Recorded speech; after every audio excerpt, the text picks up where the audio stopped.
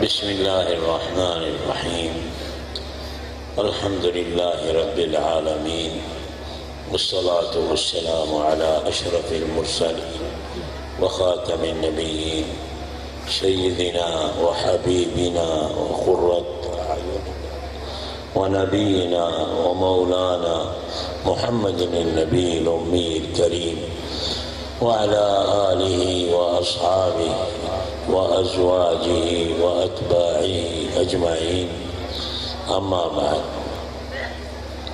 گرامی قدر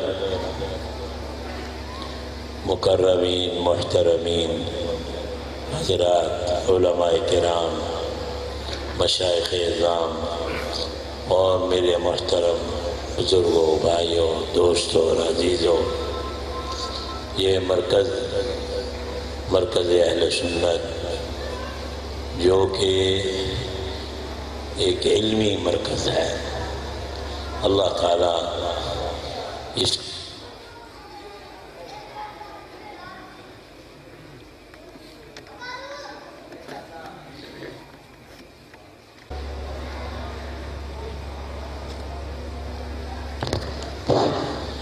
اللہ سبحانہ و تعالیٰ اپنے فضل و کرم سے اس مبارک مرکز کی ہمیشہ ہر نوع کی ظاہری باطنی حفاظت فرمائے اور ہر نوع کی ترقیات سے اس کو مالا مال فرمائے۔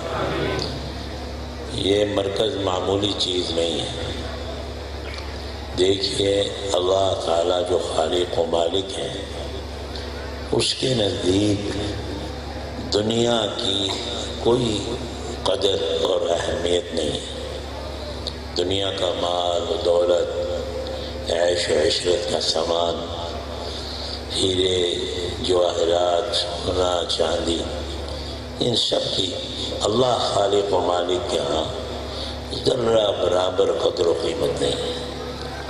اللہ کے سچے نبی حضرت محمد صلی اللہ علیہ وسلم فرماتے ہیں، لو كانت الدنيا تساوي عند الله جناح بعوضة لما سقى كافرا منها جرعة ماء، کہ اگر یہ ساری کی ساری دنیا سب مل کر اللہ کے ہاں اس کی قدر و قیمت اگر ایک مچھر کے پر کے برابر بھی ہوتی، ایک مچھر کے پر کے برابر بھی اگر ہوتی، تو اللہ تعالیٰ اپنے کسی دشمن کافر کو ایک گھونٹ پانی کا نہ دیتے۔ لیکن چونکہ اس دنیا کی اللہ کے ہاں کوئی قدر و قیمت نہیں ہے، اور جو خالق اور مالک ہوتا ہے وہی صحیح ہر چیز کی قیمت اور ویلیو جانتا ہے۔ یہ اللہ فرما رہے ہیں اپنے نبی صلی اللہ علیہ وسلم کی زبان پہ۔ اس لیے اللہ تعالیٰ یہ دنیا مال و دولت، سونا چاندی ہر ایک کو دیتے ہیں، اپنے دشمنوں کو بھی دیتے ہیں اور اپنے اولیاء کو بھی دیتے ہیں۔ یہود و نصارہ، ہندو، قادیانی سب کو دیتے ہیں، اور صالحین، اولیاء، متقین، عارفین، مفسرین، محدثین، فقہاء سب کو دیتے ہیں۔ اس لیے اس کی کوئی اہمیت نہیں ہے۔ اللہ کے ہاں اہمیت دین کی ہے۔ دین اللہ کی سب سے بڑی نعمت ہے۔ دین اسلام اللہ تعالیٰ کا مقبول پسندیدہ دین ہے، اور یہ دین کامل مکمل ہے۔ اللہ فرماتے ہیں، الیوم اکملت لکم دینکم واتممت علیکم نعمتی وَرَضِيتُ لَكُمُ الْإِسْلَامَ دِينًا، کہ آج میں نے یہ دین اسلام تمہارے لیے مکمل کر دیا۔ اور یہ آخری آیت ہے جو حضور صلی اللہ علیہ وسلم کے انتقال کے کچھ مدت پہلے اتری۔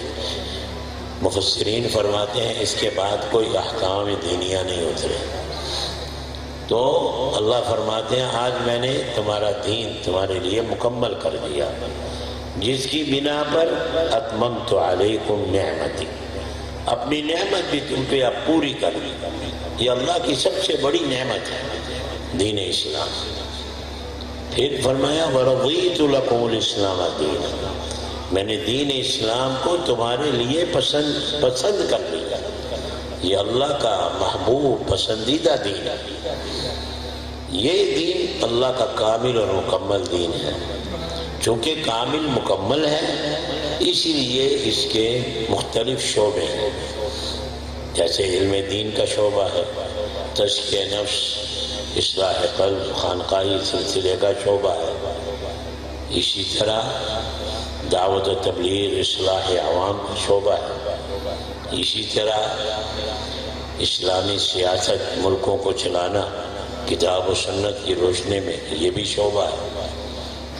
اسی طرح کفار دشمنان اسلام پہ غلبہ حاصل کرنے کے لیے، دین کو غالب کرنے کے لیے جہاد کا شعبہ ہے. اسی طرح قحط زدہ، آفت زدہ، زلزلہ زلزال وغیرہ جہاں آفتیں آئیں ان کی مدد کرنے کا یہ بھی دین اسلام کا ایک اہم شعبہ ہے. یہ مختلف دین کے شعبے ہیں. ان سب شعبوں کے مسائل، احکام، فضائل قرآن و سنت میں بھرے پڑے ہیں. ان دین کے شعبوں میں اللہ تعالیٰ کے ہاں سب سے اعلیٰ شعبہ قدر و قیمت کے لحاظ سے وہ علم دین کا شعبہ ہے. تمام ائمہ کے نزدیک بدون اختلاف علم دین کا شعبہ یہ سب سے اونچا اور بلند شعبہ ہے. اللہ تعالیٰ اس مرکز علم کو قائم دائم رکھے، ہر نوع کی ترقیات سے نوازے. آپ حضرات کی یہاں اس علم دین حاصل کرنے کے مقصد کو اللہ قبول فرمائے، مبارک فرمائے. پھر علم دین کے مختلف انواع ہیں. احادیث میں آتا ہے کہ آخری زمانہ میں قیامت کے قریب ایسے لوگ ہوں گے جن کو اللہ تعالیٰ قرن اول صحابہ کرام کا اجر و ثواب دیں گے. کون؟ جو لوگ فتنوں کا مقابلہ کریں گے. آپ لوگ خاص طور پہ قابل قدر ہیں اور قابل مبارکباد ہے کہ آپ کو اللہ نے رد فتن کے لیے قبول فرمایا. اس حدیث کا مصداق آپ یقیناً ہیں.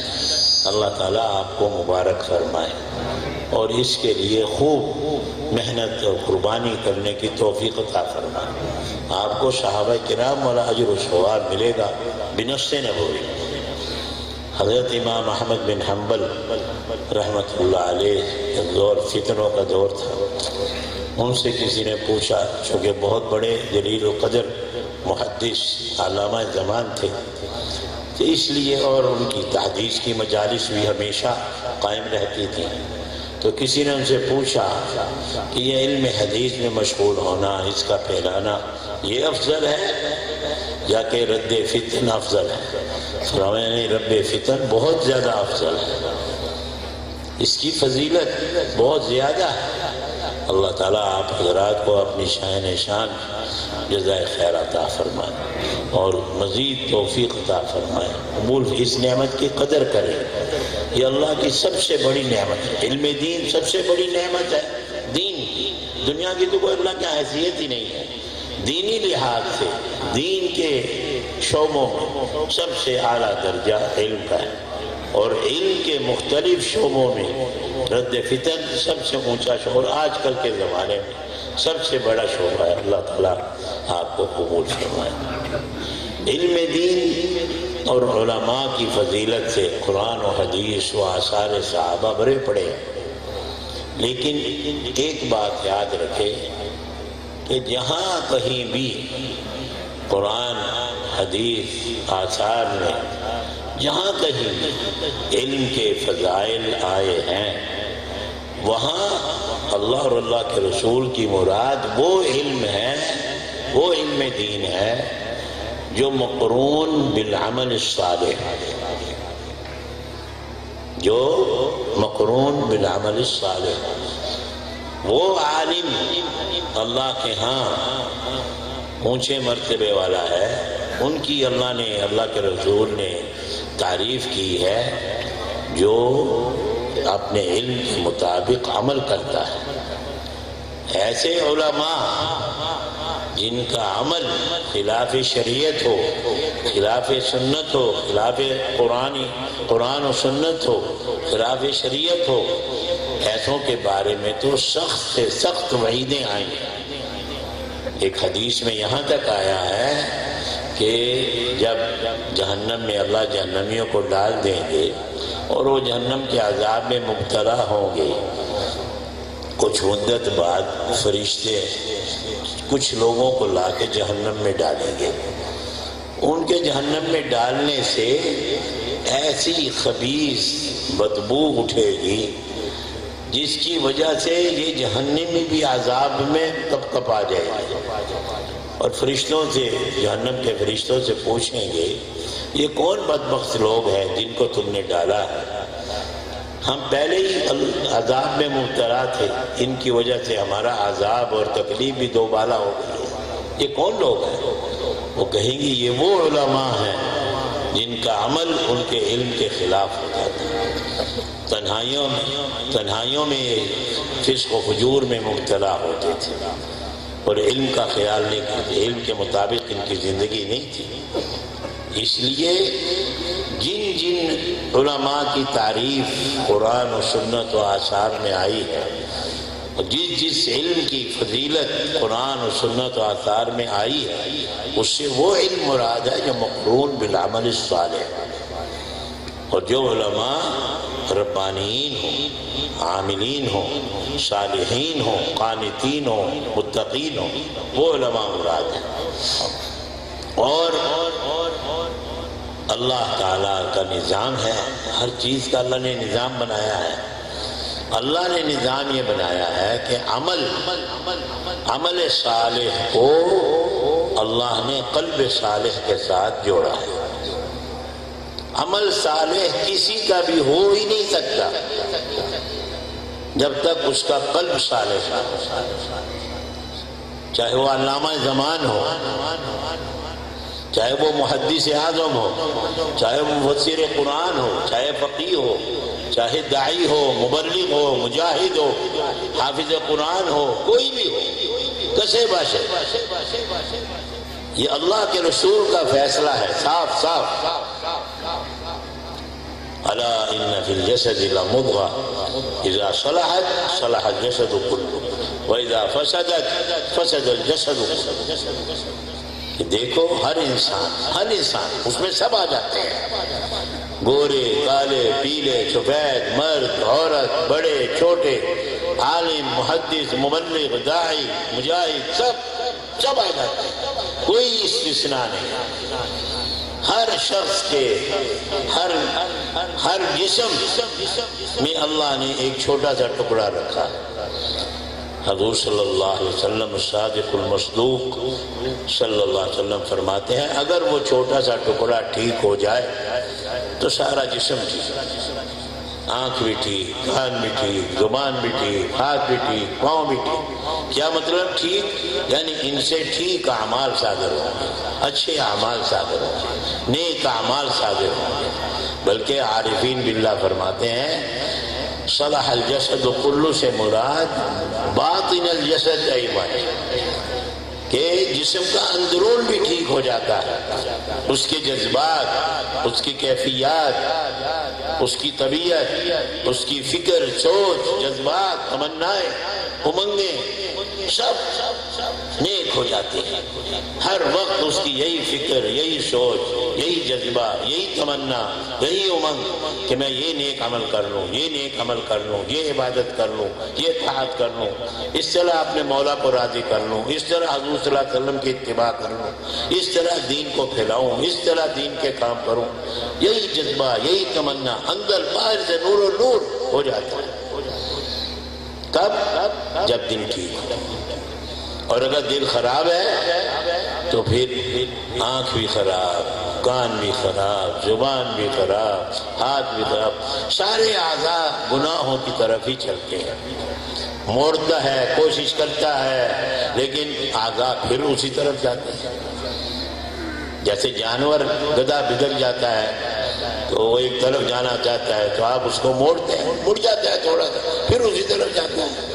یہ اعضاء بھی اسی طرح، آنکھ بھی، کان بھی، زبان بھی، ہاتھ، ان سے گناہ ایک طرف ہی جاتا ہے اور اس کا اندرون جسم بھی خراب ہو جاتا ہے۔ فسد الجسد کلہ ظاہرا و باطنا، اس کی جذبات، اس کی امنگیں، اس کی تمنائیں ہر وقت میں یہ گناہ کیسے کر لوں، یہ گناہ کیسے کر لوں، یہ گناہ کیسے کر لوں، ہر وقت فواحش، منکرات، گندگی، غلاظت میں پڑا رہتا ہے، اندر باہر سے گندگی اور غلاظت میں بھر جاتا ہے۔ یہ فارمولہ حضور صلی اللہ علیہ وسلم نے بتایا ہے کہ اگر تم چاہتے ہو کہ تمہارے تمام اعمال ٹھیک ہو جائیں، قرآن و سنت کے مطابق ہو جائیں، شریعت مطہرہ کے مطابق ہو جائیں 100%، بغیر کسی مشقت کے، بغیر کسی تکلف کے، خود بخود ہوتے چلے جائیں، اس کا یہ آسان راہ کہ دل کی اصلاح کرنا، دل کی اصلاح کرنا۔ جس دن دل کی اصلاح ہو گئی اسی دن صبح سے لے کے شام تک چھوٹا بڑا جو بھی عمل کرو گے وہ عین دین اسلام کے مطابق ہوگا۔ اور دل کی اصلاح کے لیے جو دو نسخے حضرت مولانا الیاس صاحب نے بتائے ہیں وہ سب سے بہترین نسخے ہیں۔ صحبت صالحین، صحبت صالح صالح بنے، صحبت طالح طالح بنے۔ صحبت کا اثر ضرور ہوتا ہے، اور اللہ کا ذکر، تو اللہ کا بھی حکم ہے، اللہ کا رسول کا حکم ہے، سب یہ نسخہ ہے دل کی اصلاح۔ جتنا ان دو کاموں میں لگو گے اللہ دل کی اصلاح کرے گا۔ تو میں نے تو یہ عرض کرنا تھا کہ یہ ایک ضابطہ ہے، اصول ہے، چلا آ رہا ہے اوپر سے۔ اللہ تعالیٰ آپ حضرات کو سب کو توفیق عطا فرمائے کہ آپ خوب محنت سے جد و جہد کر کے، قربانی دے کر، محنت کر کے، کوشش کر کے یہ علم حاصل کریں۔ بغیر کوشش، محنت، قربانی کے علم نہیں آتا۔ حضرت امام عبداللہ ابن المبارک رحمۃ اللہ علیہ کا ارشاد ہے، قال العلم اعطنی کلک اعطک بعضی۔ امام عبداللہ ابن مبارک رحمۃ اللہ علیہ فرماتے ہیں علم اپنی زبان حال سے یہ کہتا ہے طالب علم کو کہ مجھے اپنا سب کچھ دے دو، اپنی راحت، اپنا آرام، اپنی فکر، اپنی سوچ، اپنے جذبات، اپنے تڑپ، ہر چیز مجھے دے دو، علم کے لیے قربان کرو، پھر میں تجھے کچھ ملوں۔ اور شاعر کا مشہور شعر ہے، وَمَا نَيْلُ الْعُلَى بِالتَّمَنِّ وَلَكِنْ مَنْ طَلَبَ الْعُلَى سَهِرَ اللَّيَالِ۔ کوئی بلندی بھی دنیا کی، آخرت کی، کوئی بھی کسی لائن کی خالی تمنا کرنے سے حاصل نہیں ہوتی۔ من طلب العلا سہر اللیال، جو سربلندی چاہتا ہے اس کو چاہیے کہ راتیں قربان کرے۔ یہ کنایا ہے قربانی اور محنت کا، کہ نیند کی قربانی دے، راحت کی قربانی دے، آرام کی قربانی دے، تب اللہ عنایت فرماتا ہے۔ اللہ قربانی کو قبول فرقے جو مقصود ہے وہ عطا فرماتا ہے۔ تو علم دین خوب محنت، کوشش، قربانی سے حاصل کریں، لیکن یہ یاد رکھیں کہ اللہ کے ہاں اس علم کی مقبولیت، محبوبیت، منظوریت یہ موقوف ہے عمل صالح کے ساتھ، اور عمل صالح کے لیے شرط ہے قلب صالح، اور قلبی صلاح کے لیے ہی یہ ماہانہ مجلس جو آپ کے ہاں ہوتی ہے، یہ پورا خانقاہی سلسلہ، یہ بیعت ہونا، یہ ضربے لگانا، اللہ اللہ کے ضربے لگانا، مجاہدے کرنا، مراقبات کرنا، یہ سب کا مقصد ایک ہے کہ دل کی اصلاح ہو جائے۔ کیونکہ ان چیزوں کے بغیر، خاص طور پہ اس فتنوں کے زمانے میں، ان مجاہدات کے بغیر، ان سلوک کے عامل کی بجائے دل کی اصلاح ہوتی نہیں۔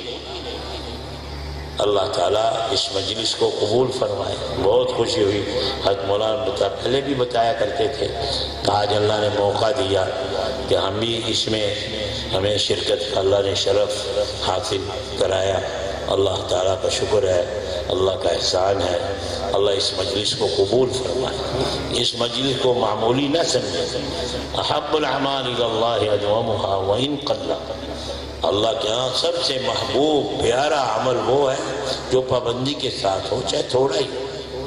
یہ چونکہ مرکز علم اصلاً ہے اور وہی اصل اور وہ بہت اہم ہے، دنیا کی سب سے بڑی نعمت علم دین ہے، اور آپ کا شعبہ تو سب سے اہم ترین آج کل کا شعبہ ہے۔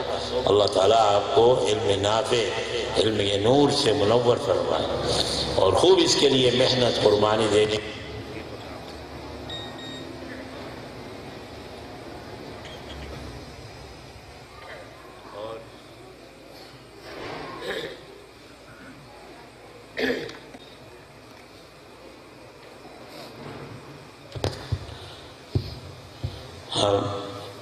ہمیں بھی اللہ تعالیٰ اس مبارک مجلس میں شرکت کرنے کو قبول فرمائے، اس کی برکتوں سے نوازے۔